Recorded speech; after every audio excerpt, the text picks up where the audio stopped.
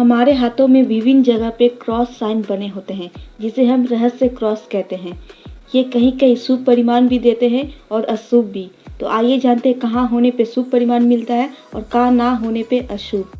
यदि तो हम शुरुआत करें ये गुरु पर्वत से। अगर गुरु पर्वत के ऊपर ये क्रॉस लाइन बना होता है, ये रहस्य क्रॉस, तो ये ज़्यादातर शुभ परिमाण देता है, इसमें कोई दोहराई नहीं है। जिसके गुरु पर्वत पे क्रॉस लाइन होता है वो व्यक्ति बुद्धिमान, मान सम्मान हासिल करने वाला होता है। और अगर यही गुरु पर्वत उठा हुआ हो, थोड़ा सा बड़ा हो, तो ऐसा माना जाता है वो इंसान सरस्वती का पुत्र होता है। अगर यही छोटा हो, चपटा हो, तो वो बुद्धिहीन भी माना जाता है। याद रखिएगा ये गुरु पर्वत है, अगर यहाँ क्रॉस लाइन है तो ये ऐसा व्यक्ति शिक्षित होते हैं, धनी होते हैं, इन्हें ससुराल पक्ष से बहुत सहायता मिलती है और तो और इनका वैवाहिक जीवन बहुत सुखमय रहता है। अब हम बात करते हैं राहु और केतु की। अगर हम यहाँ ध्यान से देखें तो यहीं पे राहु और यहीं पे केतु होती है। अगर राहु और केतु के पास में क्रॉस लाइन बनी हो तो ऐसा व्यक्ति का विद्या कम आयु तक ही प्राप्त होता है। और अगर यदि देखा जाए यहाँ राहु के पास अगर क्रॉस लाइन है तो वैसा व्यक्ति युवा अवस्था में बहुत कष्ट झेलता है।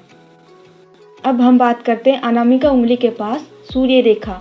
अगर सूर्य रेखा के ऊपर क्रॉस लाइन हो तो अगर ऐसा व्यक्ति कुबेर का बेटा होते हुए भी बहुत कष्ट झेलता है।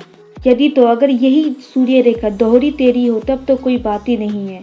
आपने कई ऐसे पुरुष महिला को देखे होंगे जिसको क ख ग भी नहीं आता, लेकिन उसके हाथों में सूर्य रेखा होती है और वो काफ़ी शुभ भोगती है। अब जाते हैं शनि पर्वत के पास। ये बीच वाली उंगली को शनि पर्वत कहा जाता है। अगर इसके पास कहीं भी क्रॉस लाइन बनी हो तो ऐसे व्यक्ति को वाहन चलाते समय बहुत अलर्ट रहना चाहिए।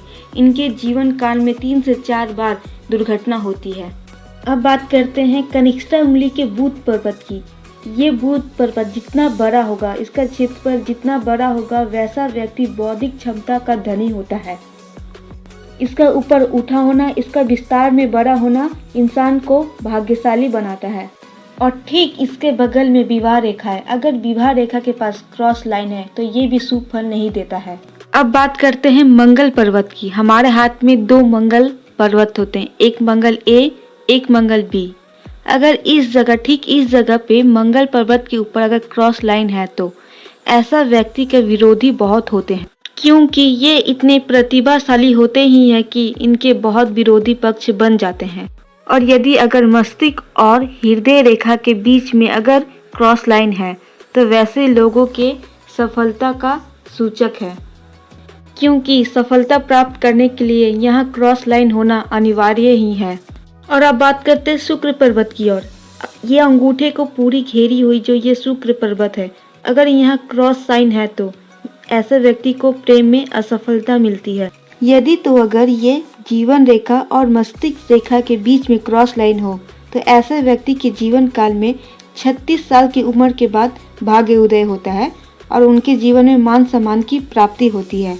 मनुष्य की छोटी मोटी हाथ की रेखाएं 6-6 महीने पे बदलती रहती है, लेकिन जीवन रेखा, मस्तिष्क रेखा और हृदय रेखा ये कभी नहीं बदलती। तो मैंने जहाँ जहाँ क्रॉस साइन बताया, अगर ये शुभ स्थान पे है तो ये शुभ परिमाण देंगे और अगर शुभ स्थान पे नहीं है तो ये अशुभ परिमाण देंगे। तो इसका उपाय कर लेना ही उचित है। इसके लिए आप दुर्गा सप्तशती का पाठ करें और आदित्य हृदय स्रोत का 40 दिन तक करने के बाद आप खुद देखेंगे आपके जीवन में अद्भुत बदलाव और ठीक धीरे धीरे आपके भाग्य में भी उन्नति होगी।